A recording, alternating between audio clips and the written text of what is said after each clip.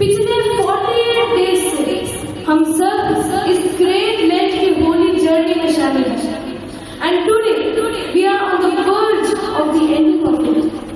पिछले 48 डेज में हमें कुछ स्पेसिफिक मोमेंट्स जो बाइबल में लिखे हुए हैं उनसे कुछ सीखने और समझने को मिला है।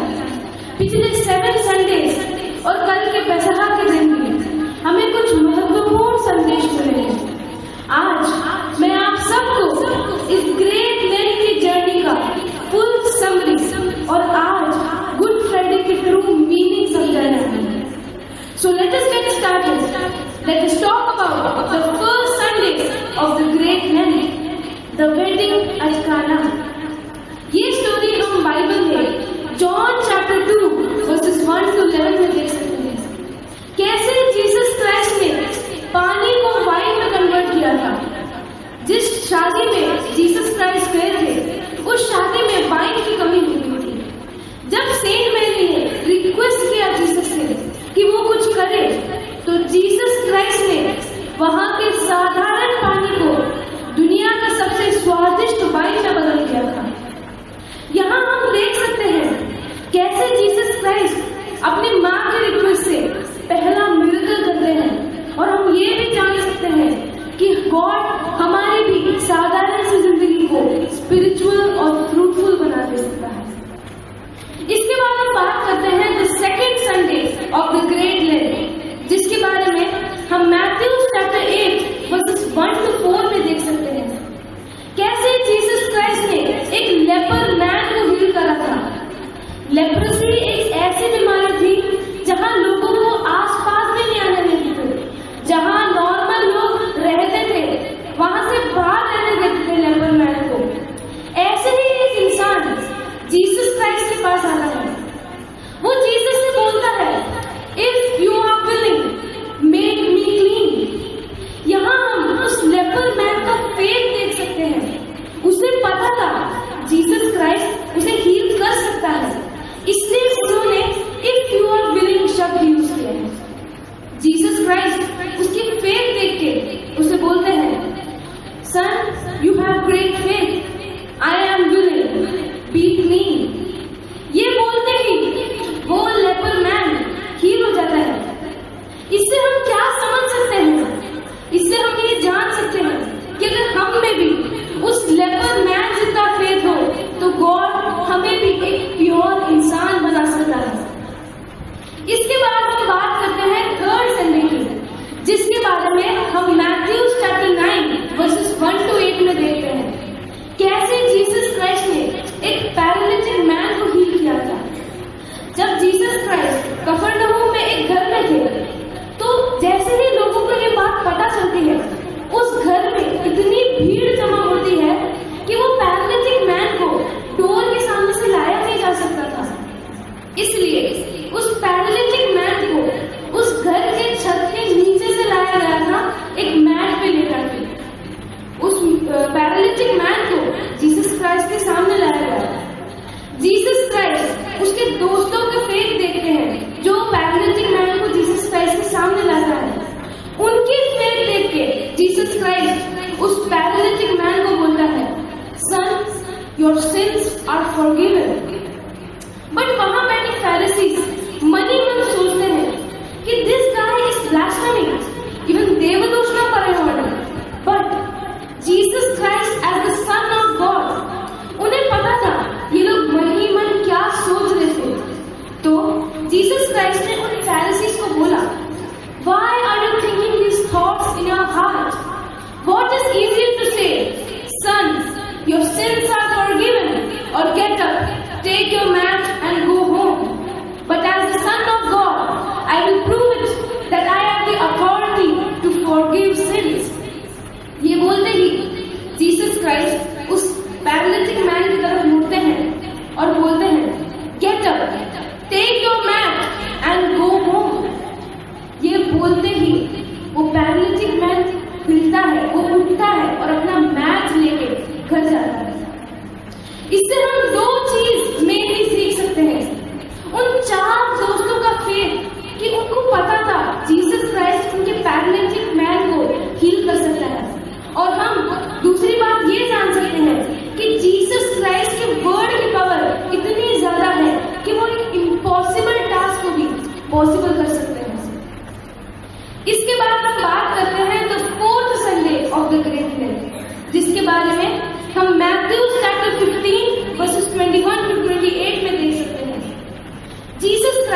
एक कैनानाइट वुमन की बेटी को हील करता है जो डीमन से पोजेस्ड थी।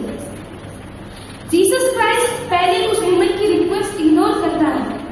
ये बोलता है कि I have only come for the lost sheep of Israel. वो वुमन अपने परसिस्टेंट फेथ से मानती नहीं, वो स्टिल प्लीज करती है, बट जीसस क्राइस्ट उसे वापस बोलता है, it is not right to toss children's bread to the dogs. But वो कैनानाइट वुमन अपनी फेथ से बोलती है, yes it is my Lord. Even the dogs eat the crumbs fallen from its master's table. यहाँ Jesus Christ उस कैनानाइट woman की faith देख के शॉक था और वो उस कैनानाइट वुमन को बोलता है, woman you have great faith, your request is granted. उसकी रिक्वेस्ट क्या थी? उसकी बेटी जो डीमन से पोजेस थी वो हील हो जाए और उसकी रिक्वेस्ट ग्रांट हो जाती है। इससे हम ये सीख सकते हैं, अगर हम में भी कैनानाइट वुमन जितना फेथ हो तो हम भी दूसरों के लिए ब्लेसिंग्स मांग सकते हैं। इसके लिए बेस्ट एग्जांपल पेरेंट्स और बच्चों का रिलेशन है। आपने हमेशा देखा होगा जब अपने पेरेंट्स हमेशा जब भी प्रेयर करते हैं उनकी हमेशा पहला प्रायोरिटी हम होते हैं। वो कभी भी खुद के बारे में सबसे पहले नहीं बोलते, या तो वो अपने बच्चों के बारे में बोलते नहीं तो अपने पेरेंट्स के बारे में बोलते हैं। ये हमको ध्यान में रखना चाहिए। 4th संडे के बाद 5th संडे से आने से पहले एक मेजर माइलस्टोन हमको दिखता है, पादनोम। ये पादनोम होता क्या है? पादनोम इस ग्रेट लेंट का 25th डे, हम इसको मिड लेंट भी बोलते हैं। इस दिन आप लोगों ने नोटिस भी किया होगा कि चर्च के बीच में ऐसा गोलगोता रखा था। अभी तो ब्लैक कलर में है बट उस दिन रेड कलर में था। ये चर्च के बीच में ये क्रॉस गोलगोता को क्यों रखा है? इसका हम रेफरेंस ओल्ड टेस्टामेंट में देख सकते हैं। कैसे मोसेस इस्राएल के साथ जब प्रॉमिस लैंड की यात्रा में थे तब वहां कई सारे इस्राएलिट्स को सांप ने काट दिया था। वो सारे इस्राएलिट्स मरने ही वाले थे, बट मोसेस ने एक ब्रॉन्ज सर्पेंट, अपन सब पिक्चर सर्पेंट बोलते हैं, उसे उस डेजर्ट के बीच में रखा। जैसे ही मोसेस ने उसको डेजर्ट के बीच में रखा, सारे इस्राएलिट्स हील हो गए थे। उनको जो सांप ने काटा था उनमें से एक भी मरा नहीं। अगर हम चर्च में इसको देखें तो हम ये जान सकते हैं वो ब्रॉन्ज सर्पेंट, ये गोलगोता है जो इस्राएलिट्स सांप से कटे थे, वो हमको रेफर करता है जो सेटन के पाप से लड़ते थे। നമ്മൾ പള്ളി കയറുമ്പോൾ ഇറങ്ങുമ്പോൾ ഗോൽഗോത്ത അല്ലെങ്കിൽ ഈ ക്രോസ് को ചുംബിച്ചിട്ടേ കയറുള്ളൂ। इങ്ങനെ ചെയ്യുമ്പോൾ हमें पॉजिटिव एनर्जी आती है, हमके अंदर जो पाप है वो हट जाता है, ऐसा हम विश्वास करते हैं। इसके बाद हम आगे बढ़ते हैं the 5th Sunday of the great lent, जिसके बारे में हम लूक चैप्टर 13 वर्सेस 10 to 17 में देख सकते हैं कैसे जीसस क्राइस्ट ने एक क्रिपल्ड वुमन जो 18 ईयर्स से क्रिपल्ड थी। क्रिपल्ड का क्या मतलब होता है? जो झुका हुआ होता है, उनकी बैकबोन बेंड होती है, वो कभी सीधी नहीं हो सकती। जस्ट इमेजिन 18 साल से इस दर्द में रहना कितना मुश्किल होगा। ऐसे ही एक वुमन जीसस मिलती है। जीसस जब सिनेगॉग में सैबत के दिन प्रीच कर रहे थे तब वो देखते हैं पीछे पीछे एक क्रिपल्ड वुमन बैठी थी। जीसस ने उस क्रिपल्ड वुमन को आगे बुलाया। जैसे ही जीसस ने उस क्रिपल्ड वुमन को आगे बुलाया, उन्होंने उस क्रिपल्ड वुमन की पीठ पे हाथ रखा। हाथ रख के उन्होंने ये बोला, वुमन यू आर गॉड, वो सन ऑफ गॉड। हम यहाँ पे जीसस का मर्सीफुल साइड देखते हैं, कैसे जीसस क्राइस्ट ने कोई फेथ या होप नहीं देखा। फ्रॉम हिज ओन हार्ट उन्होंने उस क्रिपल्ड वुमन में दया करके उसको 18 साल के दर्द से मुक्त किया। जैसे ही उस क्रिपल्ड वुमन को हील किया, वो क्रिपल्ड वुमन गॉड को वर्शिप करने लगी। इसके बाद हम देख सकते हैं 6th Sunday of the great lent, जिसके बारे में हम जॉन चैप्टर 9 वर्सेस 1 to 14 में देख सकते हैं। इस संडे जीसस क्राइस्ट एक ब्लाइंड मैन को हील करते हैं। जीसस क्राइस्ट जब अपने डिसाइपल्स के साथ चल रहे थे तब उनका डिसाइपल एक ब्लाइंड मैन को देख रहा था। वो डिसाइपल जीसस क्राइस्ट से पूछता है, इनमें से किसने सिन किया? ब्लाइंड मैन ने या इसके पेरेंट्स ने कि बॉर्न ब्लाइंड था, जीसस क्राइस्ट बोलता है नाइदर ऑफ देम, किसी ने भी सिन नहीं किया, बट वो अंधा इसलिए पैदा हुआ था जिससे कि Jesus Christ is the son of God दुनिया के सामने प्रूव हो। ये बोलते ही जीसस क्राइस्ट उस ब्लाइंड मैन के पास आते हैं। वो ब्लाइंड मैन के पास आते वक्त नीचे सैंड अपने सलाइवा से मिक्स करके एक मड बनाते हैं। उस मड को उस ब्लाइंड मैन के आंखों पे लगाते हैं और वो उस ब्लाइंड मैन को बोलते हैं, go wash your eyes in the pool of Siloam. Blind man जैसे जीसस ने बोला वही करता है, वो सिलोम के पूल में जाता है और अपने आंखें धो के आता है। To his surprise the blind man could see, वो अंधा इंसान वापस देख सकता था। इससे हम ये जान सकते हैं कि जीसस क्राइस्ट का गॉडली फॉर्म, हम यहाँ पे उनकी गॉडली फॉर्म के बारे में देख सकते हैं। यहाँ जीसस क्राइस्ट अपने आप को सन ऑफ गॉड प्रूव करने के लिए एक ब्लाइंड मैन को हील किया था। अब 6th संडे के बाद आता है 7th संडे, बट इससे पहले कुछ इंपॉर्टेंट माइलस्टोन्स भी आते हैं। उनमें से एक है वजनी पर परिणाम। आप में से कोई वजनी पर परिणाम जानता है क्या होता है? कोई भी आंसर बता, चुप क्यों बैठे हो? हाँ, आर्कएंजल गब्रिएल सेंट मेरी के पास आती है ये अनाउंस करने के लिए she would conceive the son of God Jesus Christ as her son। वो जीसस क्राइस्ट को बर्थ देगी जो सन ऑफ गॉड है। ये इस दिन आर्कएंजल ने अनाउंस किया था, इसलिए आप वजनी पर परिणाम को फीस्ट ऑफ अनंसिएशन, नहीं तो अनंसिएशन ऑफ द होली मेरी भी बोलते हैं। एक इंपॉर्टेंट फैक्ट भी ये है, क्रिसमस के एग्जैक्ट 9 मंथ्स पहले का है। मार्च 25 को वजनी पर परिणाम मनाते हैं और exact 9 months later Jesus Christ का बर्थ होता है क्रिसमस, दिसंबर 25। इसके बाद दूसरा इंपॉर्टेंट माइलस्टोन है नालकता मंडी 40th फ्राइडे। ये हमारे ग्रेट लेंथ का 40th डे भी है जो हमेशा फ्राइडे को ही पड़ता है। इस दिन इतना इंपॉर्टेंट क्या है कि इसको इतना स्पिरिचुअल माइलस्टोन मानते हैं। इस दिन जीसस क्राइस्ट का वाइल्डनेस में फास्ट एंड हुआ था। ये हमारे लिए भी एक स्पिरिचुअल माइलस्टोन है जो हमारे प्रिपरेशन को फास्ट एंड करके होली वीक के टुवर्ड्स बढ़ाता है। इसी दिन जीसस क्राइस्ट को सैटन 3 बार टेम्पटेट करने आया था, बट जीसस क्राइस्ट टेम्पटेशन को ओवरकम करके एक स्पिरिचुअल जीत हासिल करते हैं। इसके बाद 7th संडे से आने पहले लास्ट माइलस्टोन लाजरस ने शनियाईशा, जिसको हम लाजरस सैटरडे और कोरिगोटा शनियाईशा भी बोलते हैं, क्योंकि क्रिश्चियन और केरला के ट्रेडिशन में कोरिगोटा बनता है इसलिए। अब इस दिन होता क्या है? इस दिन लाजरस रिजरेक्ट होता है। इस दिन लाजरस जो मर चुका था उसको वापस जिंदा करते हैं जीसस क्राइस्ट। अब जीसस क्राइस्ट की जिंदगी में कई लोगों की डेथ हुई थी, बट जीसस क्राइस्ट ने लाजरस को ही क्यों जिंदा किया था? जीसस क्राइस्ट लाजरस के मरने के 4 दिन बाद वहां आते हैं। तब जीसस क्राइस्ट को पता चलता है लाजरस 4 दिन से टोम में था। वहां मैरी जीसस क्राइस्ट से बोलती है, if you were here my brother would not have died. अगर आप यहाँ पे होते तो मेरा भाई मरना नहीं। ये सुन के जीसस क्राइस्ट बहुत हिल गए थे। हम जॉन चैप्टर 11 वर्सेस 35 में भी पढ़ सकते हैं, जीसस वेप्ट। जीसस एक ह्यूमन इमोशन दिखा रहे लाजरस के लिए। जीसस रो रहे थे लाजरस के लिए। इतने अफेक्शन और प्यार के कारण जीसस क्राइस्ट ने लाजरस को रिजरेक्ट किया था। इससे हम क्या सीख सकते हैं? हम ये सीख सकते हैं कि डिले का मतलब डिनायल नहीं होता। लाजरस के 4 दिन मरने के बाद जीसस क्राइस्ट ने उसे रिजरेक्ट किया था।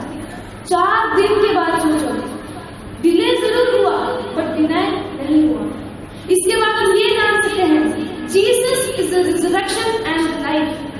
जीसस ही है जिसने हमें जिंदगी दी थी और जीसस ही है जो हमें हेवन में रिजरेक्शन देगी। और अब यहाँ पे भी गॉड के वर्ड, उसकी पावर देख सकते हैं, कैसे जीसस क्राइस्ट के वर्ड से जो इंसान मर चुका था वो वापस जिंदा होता है। ये क्राइस्ट ने अपने वर्ड से कर दिया। इसके बाद हम आते हैं the holy week, Ashadh, the passion week में।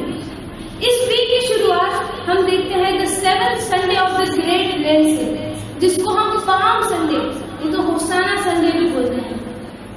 इस संडे लाजरस के रिजरेक्शन के बाद अगले दिन जीसस क्राइस्ट जेरूसलम में एंटर करते हैं। जीसस क्राइस्ट एक डोंकी के ऊपर सवार होकर आते हैं। हम बाइबल में एक पैसेज पढ़ सकते हैं, ജെറുസലേം ജനങ്ങൾ തങ്ങളുടെ വസ്ത്രങ്ങൾ വഴിയിൽ വിൽക്കുകയും ഒലിവിൻ ചില്ലകൾ വീശുകയും ചെയ്തു. അവർ ആർത്തുപാടി, ദാവീദിൻ പുത്രൻ ഹോശാന, കർത്താവ് നാമത്തിൽ വരുന്നവൻ വാഴ്ത്തപ്പെട്ടവൻ, അത്യുന്നതങ്ങളിൽ ഹോശാന. മത്തായിയുടെ സുവിശേഷം 21:9. നമ്മൾ ഹോശാനയുടെ ദിവസം ഒരു പാട്ടും പാടിയിട്ടുണ്ട്.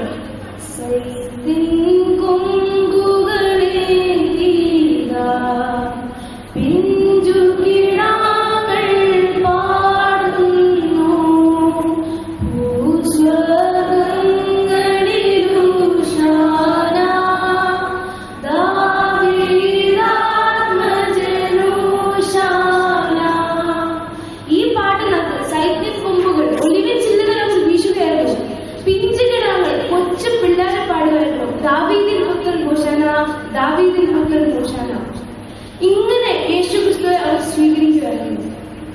ഈ ഹോശാനയിൽ നമ്മൾ രണ്ട് കാര്യം പ്രധാനമായി പഠിപ്പിക്കുന്നു. ഒന്ന്, യേശുവിന്റെ ദൈവികമായ അധികാരങ്ങൾ. രണ്ട്, അവിടുത്തെ അതിരിക്ത വിനയവും.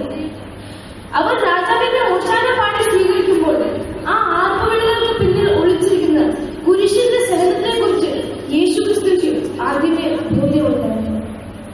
इसके बाद हम आगे बढ़ते हैं पेसहा व्यापार पे, द मॉन्डी थर्सडे। इस दिन क्या होता है? द लास्ट सपर।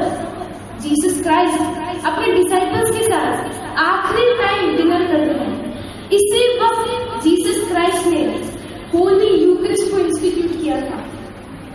अपन ने बाइबल में ये वर्ड्स पढ़े होंगे, this is the bread of my life, eat it and you will have eternal life, this is the chalice of my blood। Her sentence के बाद जीसस क्राइस्ट ने एक लाइन बोली थी, do it in memory of me.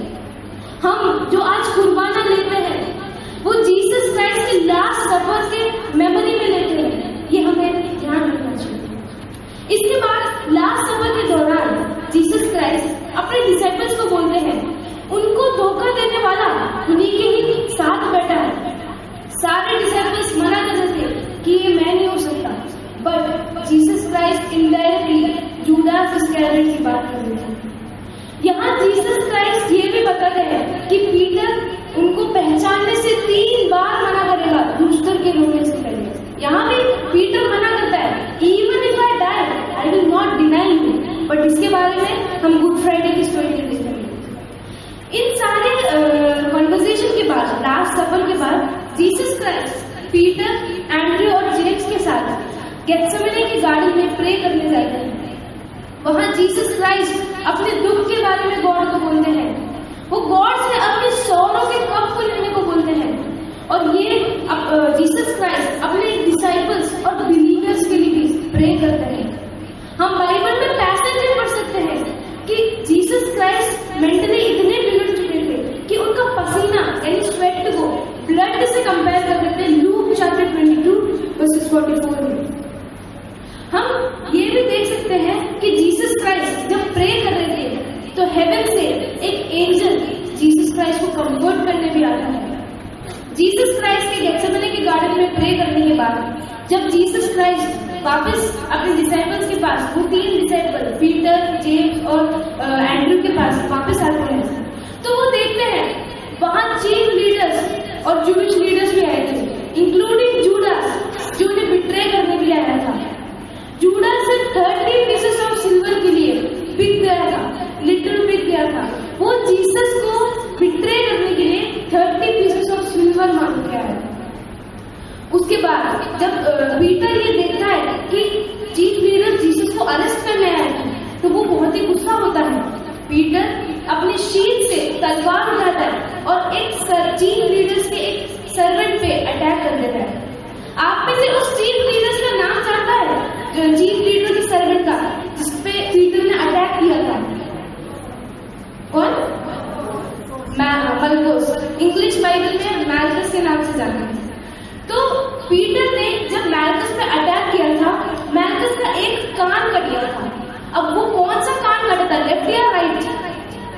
Right year काटा था।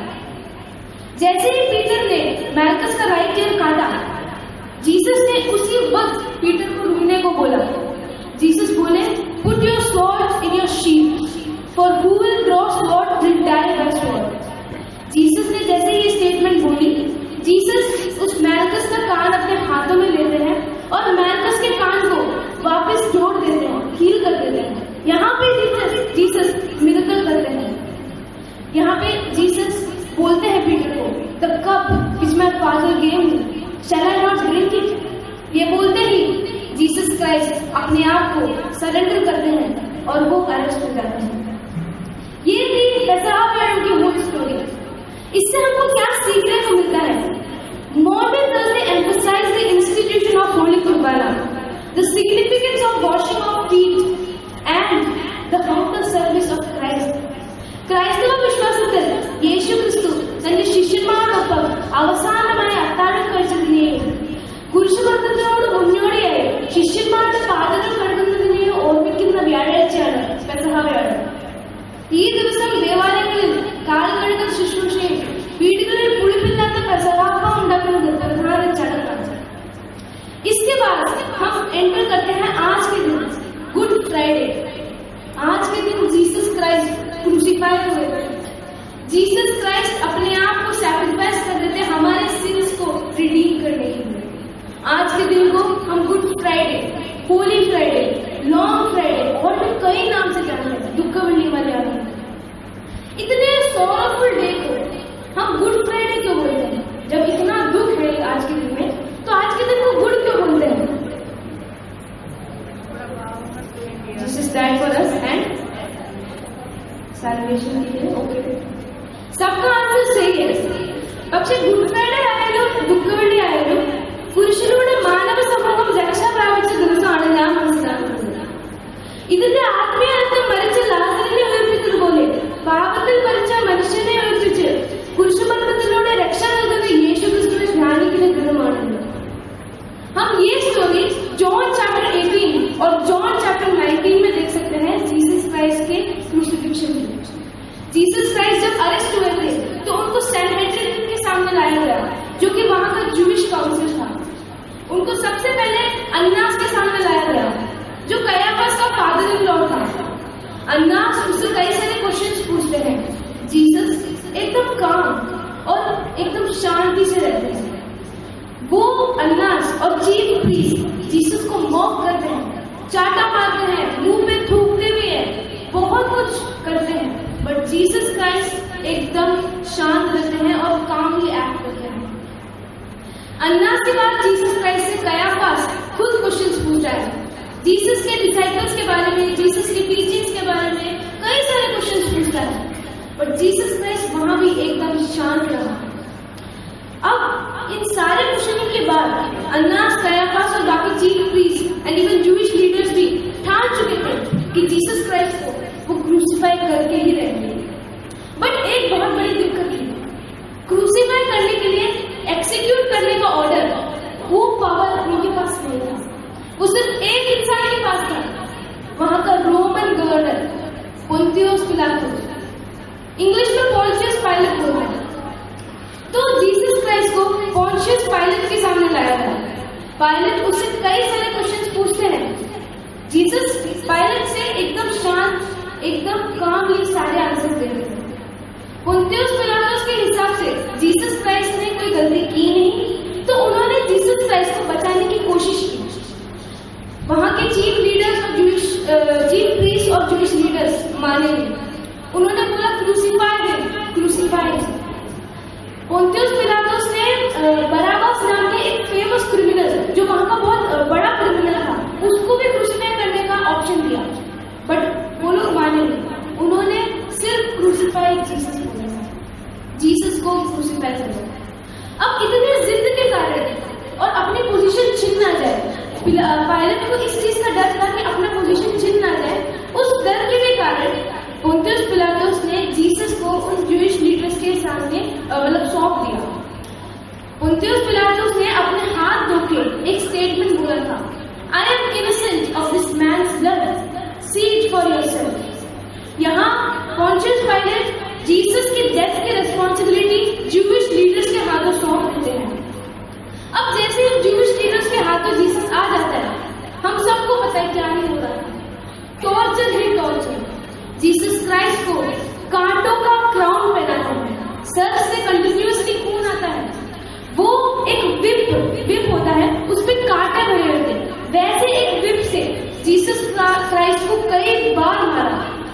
Jesus Christ का flesh meat निकल रहा था। इतनी बुरी हालत में भी जीसस क्राइस्ट को कैलवरी तक अकेले चढ़ना पड़ा, अपने से 2 गुना ज्यादा बारी क्रॉस लेकर। वो रास्ते में कितने बार गिरे थे कैलवरी तक, कितने बार गिरे थे कैलवरी के रास्ते में 14 स्टेशन थे, उसमें कितनी बार गिरे थे जीसस क्राइस्ट? 3 टाइम्स गिरे थे।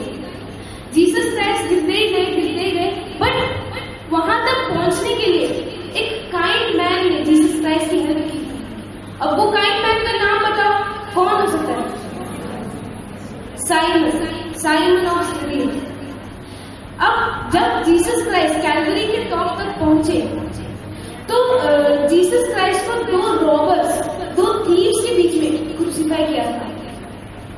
जीसस क्राइस्ट को उन दोनों के बीच में क्रूसिफाई किया था। अब लेफ्ट साइड वाला चोर जीसस क्राइस्ट को विश्वास नहीं करता था, वो थोड़ा एरोगेंट और ईगल था। वो जीसस क्राइस्ट को बोलता है, if you are truly the son of God, हम तीनों को यहाँ से निकालना। जीसस क्राइस्ट को चैलेंज कर रहा था, जीसस क्राइस्ट को वो मॉक भी कर रहा था। But on the other hand right side वाला चोर अपनी गलती मानता है। वो ये भी बोलता है, वो 2 चोर लेफ्ट हैंड साइड और राइट साइड वाला चोर अपनी गलती की सजा भुगत रहे हैं, बट जीसस क्राइस्ट ने कुछ गलत किया भी नहीं, तब भी वो सजा भुगत रहे हैं। राइट साइड वाला चोर जीसस क्राइस्ट पर विश्वास करता है और बोलता है, remember me when you are in your kingdom. ये देख के जीसस क्राइस्ट को बहुत अच्छा लगता है। जीसस क्राइस्ट उस रॉबर को बोलता है, truly I say to you today you will be there with me in paradise. Luke chapter 23 verses 43। इसके बाद हम उन रोमन सोल्जर्स की क्रूएलिटी देख सकते हैं। जीसस क्राइस्ट जब क्रॉस पे थे, उन्होंने बोला था आई थर्स्ट, उनको प्यास लगी थी। इन क्रूएल रोमन सोल्जर्स ने पानी देने के बजाय वाइन विनेगर को स्पंज में, उस वाइन विनेगर में स्पंज डाला, फिर हिसोप के एक प्लांट में उस स्पंज को रखा। आप कैसे पी सकते? अपन इस सर्विस के बाद में और अपन पहले से आते जा रहे हैं, अपन कहीं पर नहीं पीते हैं, हम एकदम हेल्थी और फिट हैं, तब भी हमको वो पीने में कितनी मुश्किल होती है, बहुत कड़वा लगता है। कुछ बच्चे तो पीते भी नहीं है।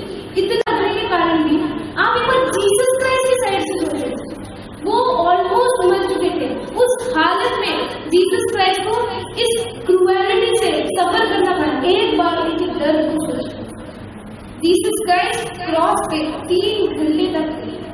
उस क्रॉस पे रहते वक्त जीसस क्राइस्ट ने 7 लास्ट सेंटेंसेस बोले थे। चलो हम एक बार उन सेंटेंसेस को पढ़ते हैं। Father, forgive them, for they do not know what they are doing. Luke chapter 23 verses 3.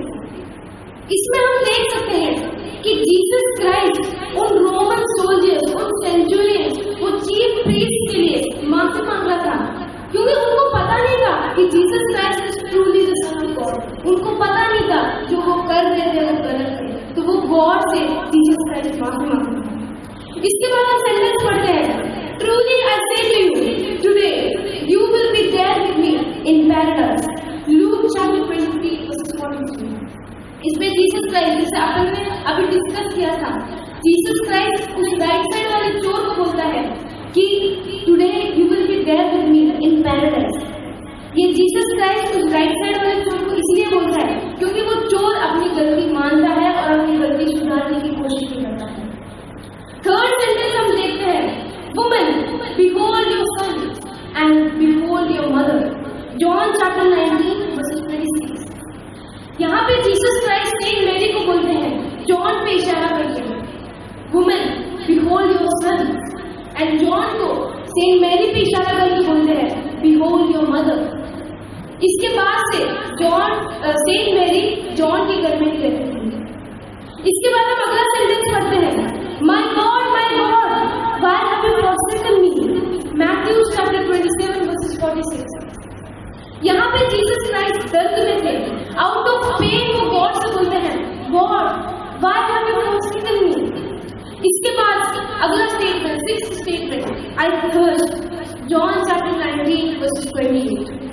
ये जीसस क्राइस्ट जिसे अपन ने अभी डिस्कस किया था, जीसस क्राइस्ट को प्यास लगी। 2 शब्द है, मतलब भी छोटा बट स्पिरिचुअल मीनिंग बहुत बड़ा है। जीसस क्राइस्ट को पानी के बजाय वो वाइन विनेगर पिला रहे थे। इस क्रूएलिटी को हमें समझना होगा। अगला sentence, it is finished, John chapter 19:30। यहाँ जीसस क्राइस्ट ऑलमोस्ट मर चुके थे। ये जॉन के चैप्टर में जीसस क्राइस्ट का लास्ट वर्ड्स था। बट हम अगला सेंटेंस पढ़ेंगे जो जीसस क्राइस्ट का ट्रू लास्ट वर्ड्स था। Father, into your hands I commend my spirit. Yes, after these words, after the most 3 cruel hours of Jesus Christ's life, Jesus Christ died in his human form. जैसे ही Jesus Christ ने अपना दम तोड़ा, दुनिया हिलने लगी, earthquakes आने लगे, जेरूसलेम का हेवी कर्टन 2 हिस्सों में फट गया था, जो सिंबलाइज करता है कि जीसस क्राइस्ट के सैक्रिफाइस के बाद गॉड और इंसानों के बीच की दूरी घट गई थी। हम मैथ्यूज के चैप्टर्स में भी देख सकते हैं कि जो फेथफुल लोग जो मर चुके थे, उनका टोम अपने आप खुलता है और वो हेवन में राइज हो जाते हैं। वहां के रोमन सोल्जर्स और सेंचुरियन भी घबरा जाते हैं और वो एडमिट करते हैं और बोलते हैं इवन सत्यमाय देवपुत्र नहीं। इन सारे इंसिडेंट्स के बाद जीसस की डेथ, जीसस की क्रूसिफिक्शन और उसके बाद जो इवेंट्स हुए, उसके बाद जब सब लोग सैबत के प्रिपरेशन में लगे हुए थे, तब एक इंसान जीसस क्राइस्ट की बॉडी मांगने के लिए आता है। हम लोग दुखमंडी में एक गाना भी गाते हैं जो अभी अपन गाएंगे।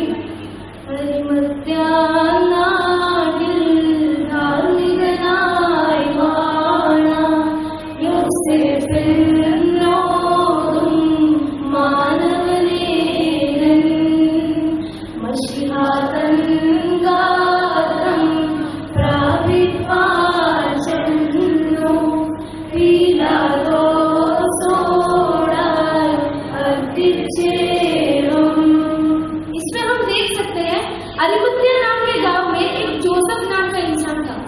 बाइबल में जोसेफ के बारे में ये लिखा गया था कि वो काउंसिल का एक प्रोमिनेंट मेंबर था।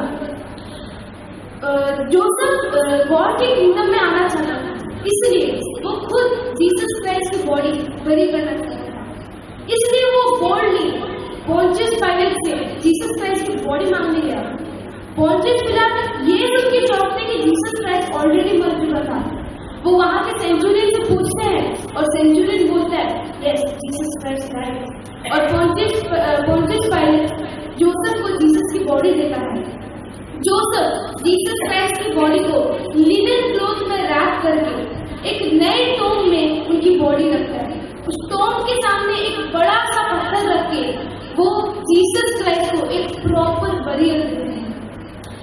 और इस बरियल के बारे में सिर्फ मैरी और मेरी मैगडलेन को पता था। ये था गुड फ्राइडे की होल स्टोरी। अब हमको इससे कई सारे वैल्यूज, हमें कई सारे लेसन्स इससे सीखने को मिलते हैं। बट उससे पहले मैं आपको कुछ इम्पोर्टेंट भी बोलना चाहता हूँ। हम सब स्लीवा मुस्लिम लोग, इंक्लूडिंग मी, मैं भी पहले ऐसे करता था। स्लीवा मुस्लिम सब आते थे, सर झुकाते थे, चले जाते, कोई मतलब नहीं, कुछ नहीं, बस सर झुकाया निकल गया। मैं भी ऐसे करता था। बट हमको ये गलती सुधारनी चाहिए। हमको ये याद रखना चाहिए, ഇന്ന് സ്ലീവ മുട്ടുമ്പോൾ നമ്മൾ ഓർക്കണം, യേശു ഉൾക്കിരീടം ചൂടിയതും ചാട്ടവാർ അടിയേറ്റതും ഭാരമേറിയ കുരിശ് സ്വയം തോളിലേറ്റി യാതനകളുടെ ഭാരം വഹിച്ച് എല്ലാം നമുക്ക് വേണ്ടിയാണ്. ഇതോർത്ത് നമ്മൾ സ്ലീവാണ് നിൽക്കുന്നത്. നമ്മൾ ദുഃഖവെള്ളിനെ കുറിച്ച് കേൾക്കുമ്പോൾ നമുക്ക് മനസ്സിലാകും, അന്ത്യനിമിഷത്തിലും ദൈവകാരുണ്യത്തിന് മനുഷ്യനെ എത്തിപ്പിടിക്കാൻ സാധിക്കും എന്ന സത്യത്തിന്റെ ആൾരൂപമാണ് നൽകപ്പെട്ടത്. കുരിശിൽ നിന്ന് അവിടുന്ന് കരുണ മാത്രമാണ്. അതുകൊണ്ടാണ് ഇന്നും കുരിശിൽ നോക്കുന്നവരൊക്കെ രക്ഷ പ്രാപിച്ചത്. പ്രിയമുള്ളവരെ, ഒന്ന് ആലോചിച്ചാൽ ആത്മത്യാഗത്തിന്റെ കാൽവരേക്കാൾ ഒരു ലളിതമായ മാർഗം കർത്താവിന് തിരഞ്ഞെടുക്കാമായിരുന്നില്ലേ?